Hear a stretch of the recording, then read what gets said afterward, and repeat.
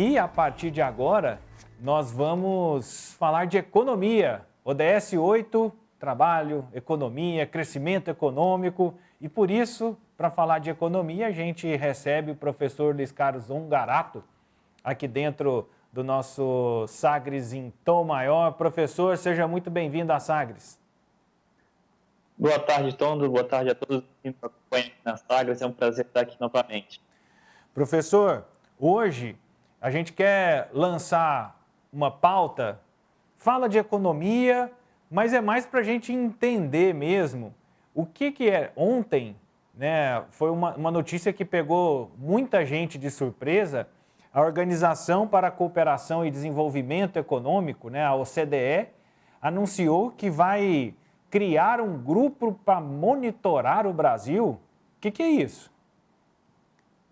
Bom, Tondo, primeiramente, né, a OCDE sempre foi algo que o governo Bolsonaro, desde lá da época da eleição, falava que era uma pauta principal, era um programa de governo entrar nesse grupo seleto de economias fortes, né, de países desenvolvidos, com práticas para potencializar o comércio internacional.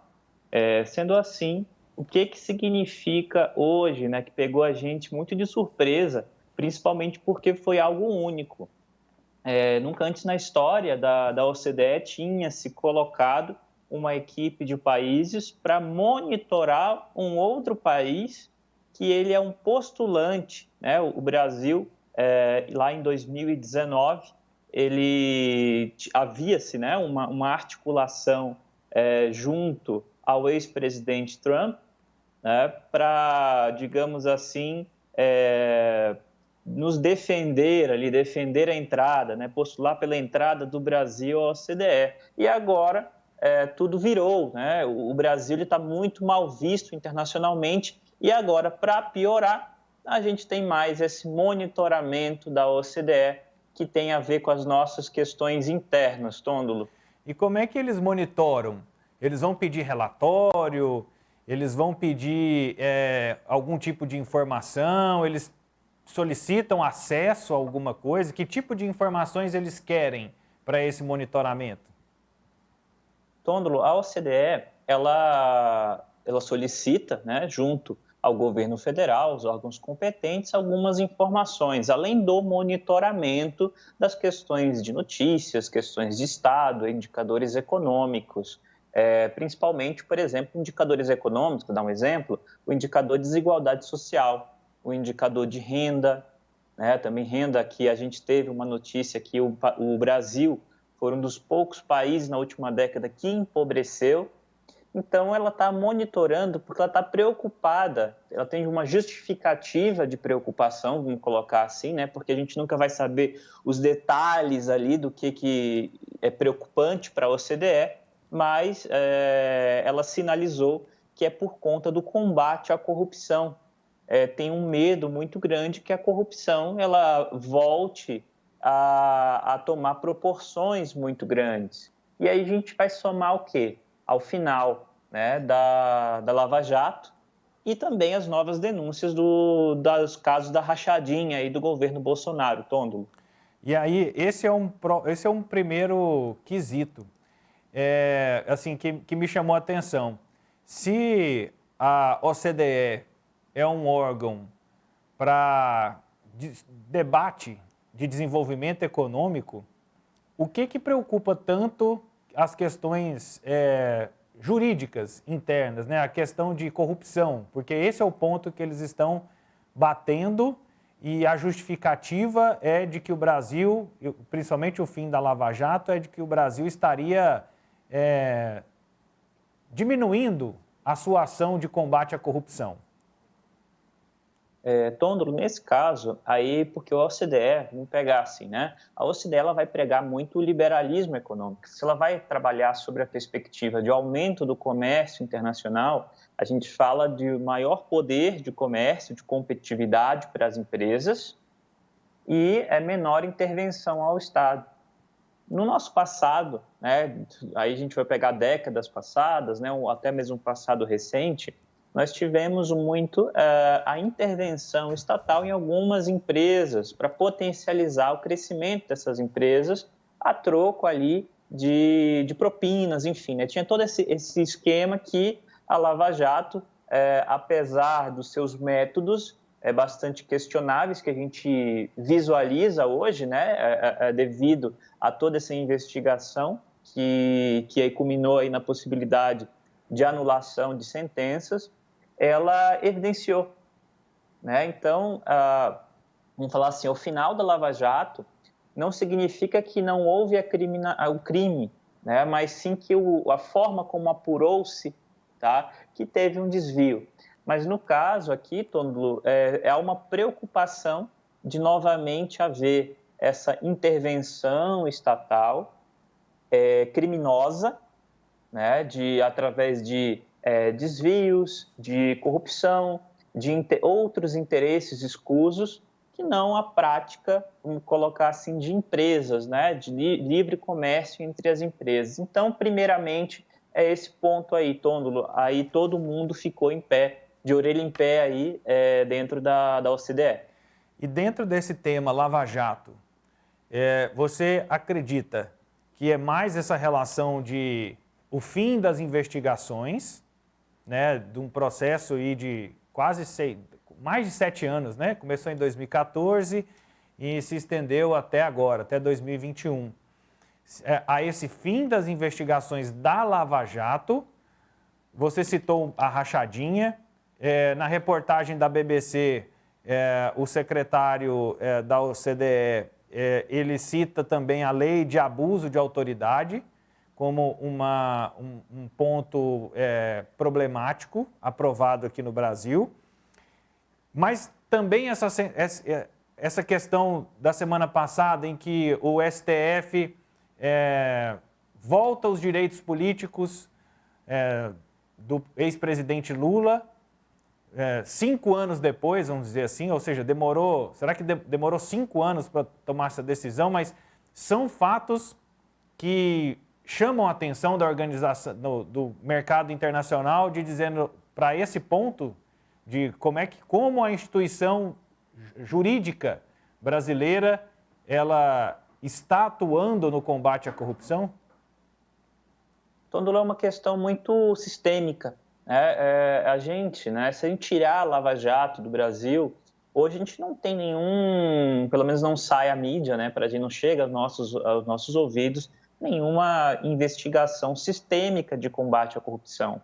O medo é que, com uma escalada de autoritarismo, uma intervenção estatal que está cada vez mais constante à economia, ao histórico recente do Brasil e também das economias da América Latina. Não é um privilégio nosso a corrupção e questões envolvendo o Estado, empresas, né? Enfim, desvios. Não é uma questão nossa, mas é uma questão nossa regionalmente falando. Toda a OCDE ela fica muito antenada. E será que o Brasil ele realmente tem capacidade ou ele tem um interesse em desenvolver economicamente o país ou para privilegiar uma elite? Porque aí não faz muito sentido, Tondo, a gente falar de entrar na OCDE, falar de crescimento de grandes empresas brasileiras sem falar, por exemplo, de diminuição de desigualdade social. Outros pontos também que a OCDE não evidenciou nessa fala, mas que poderia também, é uma questão de políticas sociais, ambientais e principalmente aí a questão dos próprios membros, principalmente ali França, quando a gente fala nesse embate que está havendo entre Brasil e França. Uma outra questão também, que aí a gente tem que ficar de olho, é que quem faz parte dessa comissão, o principal nome, o principal país ali é os Estados Unidos. Então ele está monitorando os Estados Unidos, é como se ele fosse um monitor de corrupção, de combate ao crime organizado dentro da América Central, ou da América Latina como um todo, né? Se a gente for olhar ali, tem até séries que falam sobre isso, né? Enfim, sobre a questão do crime organizado e tráfico de drogas. Então, tudo está muito interligado, Tom, porque quando a gente fala de fim de investigações, a gente dá um sinal que há possibilidade de o Estado cometer crime e ele não ser investigado. E isso a OCDE ela não apoia. E, professor, qual que é a importância do Brasil de participar dessa organização? E até não sabia que ela tinha um cunho de levantar a bandeira do liberalismo, até porque a gente já conversou aqui um pouco sobre isso, que o Brasil é híbrido, né? Ele adota a sua política econômica de acordo com a sua conveniência. Então, a sua conveniência política eleitoral. Então, o quanto isso seria importante para o Brasil ou o quanto isso realmente faz diferença fazer parte desse tratado, não sei se eu posso chamar assim, mas dessa organização econômica? Bom, Tôndolo, a importância seria ser um grande jogador aí, um player, né, dentro da economia mundial. Principalmente porque você vai falar de aumento de comércio, aumento de acordos que estão dentro desses países membros. Grande parte do que a gente chama de comércio intraindústria. O que seria o comércio intraindústria? Seriam setores afins que comercializam produtos de mais valor agregado. Se a gente olhar, o Brasil ele ainda comercializa, isso no âmbito de comércio exterior, né, de comércio internacional, produtos de baixo valor agregado. A gente atrai investimentos externos apenas para a produção local. Mas quando a gente fala de o Brasil acessar como membro da OCDE, a gente está falando da vinda de mais investimento ao Brasil, a gente fala de capital estrangeiro vindo para criar empregos no Brasil. Então, essa é a parte boa, tá? A parte ruim... Mas aí, sim, professor, a OCDE, ela garante isso? A entrar dentro da organização é quase que automático esse tipo de receber esses investimentos? Sim, Tôndolo, é como se a organização ela chancelasse isso e devido aos encontros, às mesas de negociação, você tem uma chancela, né? Eu sou um país membro da OCDE, então automaticamente esses países se reúnem para discutir o desenvolvimento econômico. Ela tem um caráter muito mais pragmático do que, por exemplo, a OMC ou o G7, o G20, nesse caso, que vai ver questões estratégicas. A OCDE ela vai falar muito de comércio, desenvolvimento de emprego e renda nesses países. Porém, tem uma questão interessante, Tôndolo, é que ao entrar na OCDE ou para entrar na OCDE, a gente abre mão de vários benefícios que a gente ainda tem, como classificado como país em desenvolvimento. Então, a gente perde uma série de preferências tarifárias, a gente perde uma série de incentivos tributários quando a gente vai exportar a nossa mercadoria para uma série de países, essas políticas são para privilegiar os países em desenvolvimento. No caso, quando a gente entra à OCDE, a gente perde todos esses incentivos que, por exemplo, o nosso próprio agronegócio se beneficia bastante, grande parte da nossa indústria exportadora também se beneficia. E aí então, Não, pode aí falar. que é o problema, Tom. E aí agora eu começo a entender, porque eu ia perguntar exatamente sobre isso. Entendi o movimento político, entendi o que significa por esse olhar jurídico, né, dentro o jurídico policial, vamos dizer assim, dentro desse olhar, dentro dessa necessidade da OCDE, e ao mesmo tempo eu ia perguntar, tá, mas e o que eu tenho a ver com isso, né? O que no meu dia a dia vai fazer? Então, com esse movimento, se o Brasil entra no momento em que está hoje, pode ser que a gente não fique tão atrativo para exportações, por exemplo. Sim, quando a gente fala, né, do momento atual, cenário político, cenário de intervencionismo, né, sem planos de governo muito transparentes nesse sentido, o que será feito, por exemplo, como será a economia brasileira? A gente percebe aí que, por conta da pandemia, a gente tem um grande problema de empobrecimento, mas não somente por conta da pandemia. O que o Brasil está pensando daqui 5, 10, 15 anos? A gente não vê nenhum cenário, por exemplo, de preservação de energia renovável, que vai ser a nova revolução que se fala, né, de uma nova revolução verde, que antes, né, lá 40, 50 anos se falava em revolução verde em produção de alimentos, agora se fala em revolução verde de preservação do meio ambiente.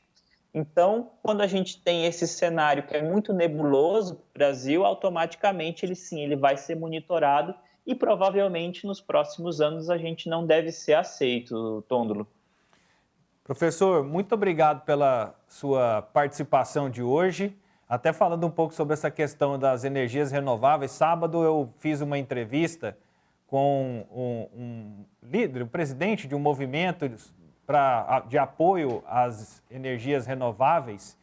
E esse movimento comemora a derrubada de uma PEC no Congresso Nacional que aumentava 63% o valor dos impostos na energia limpa, na energia solar, por exemplo, na energia sustentável. Eu realmente fiquei assustado quando eu vi essa proposta da ANEEL e que ela foi derrubada na Câmara e agora segue para o Senado para votação e também apreciação. Então, a gente vai vendo que o Brasil quer estar entre os grandes, mas não pensa como os grandes, né? É mais ou menos isso.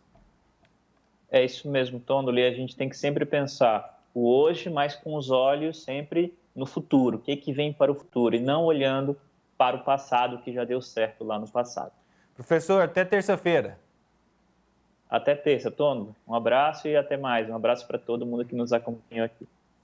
Esse é o professor Luiz Carlos Ongarato, participando conosco aqui dentro do nosso Sagres em Tom Maior, a gente falando um pouco sobre economia, tentando entender aí essa informação que estourou, né, nesta segunda-feira, mas já é um relatório, é uma decisão da OCDE desde dezembro, e eles estão aí nos últimos 90 dias criando essa comissão para acompanhar o Brasil, porque estão preocupados com a transparência do Brasil.